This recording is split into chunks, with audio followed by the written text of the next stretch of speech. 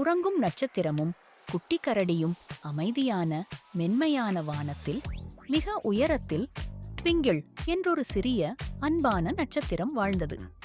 Twinkle மிகப்பெரிய பிரகாசமான நட்சத்திரம் இல்லை, அது ஒரு குட்டி நட்சத்திரம் மட்டும்தான்.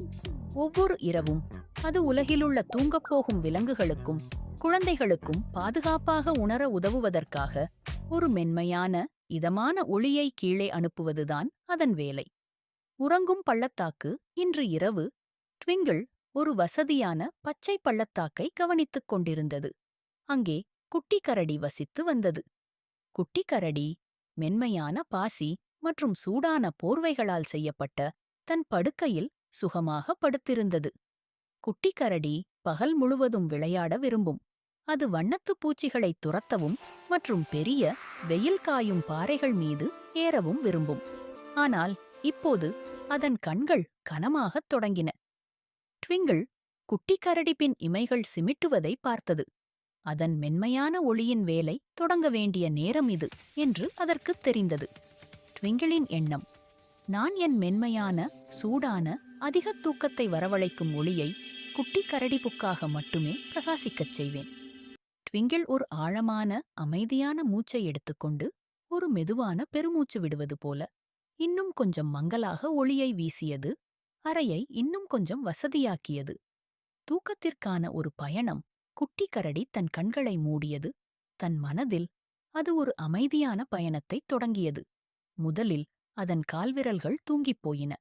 நாள் முழுவதும் விளையாடிய அதன் சுறுசுறுப்பான சிறிய பாதங்கள் கடைசியாக ஒருமுறை அசைந்தன.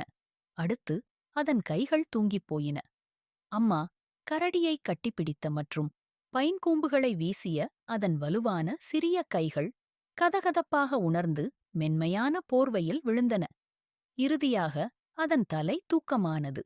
அதன் கன்னம் தலையணையில் அடங்கியது. வெளியே காற்று ஷ் என்று கூறும் மெல்லிய ஒலியை அது கேட்டது. ட்விங்கிள் நட்சத்திரம் குட்டி கரடி மிகவும் அசைவற்று இருப்பதை கவனித்தது. அது ஒரு சிறிய மின்னும் சிந்தனையை குட்டி கரடிக்கு மெதுவாக அனுப்பியது. இப்போது ஓய்வெடு, குட்டிப்பிள்ளையே. நட்சத்திரங்கள் உன்னை கவனித்துக் கொண்டிருக்கின்றன. குட்டி கரடி பாதுகாப்பாகவும் சூடாகவும் உணர்ந்தது. ட்விங்கிளின் மென்மையான ஒளி தன்னைச் சுற்றியுள்ள ஒரு பெரிய மென்மையான அரவணைப்பு போல இருப்பதாக அது கற்பனை செய்தது. அது ஒரு மெழுகுவர்த்தியை ஊதி அணைப்பது போல ஒரு பெரிய ஆழமான மூச்சை மீண்டும் எடுத்தது. வசதியான போர்வையின் வாசனையை நுகரு. களைப்பான உணர்வுகள் அனைத்தும் போகட்டும்.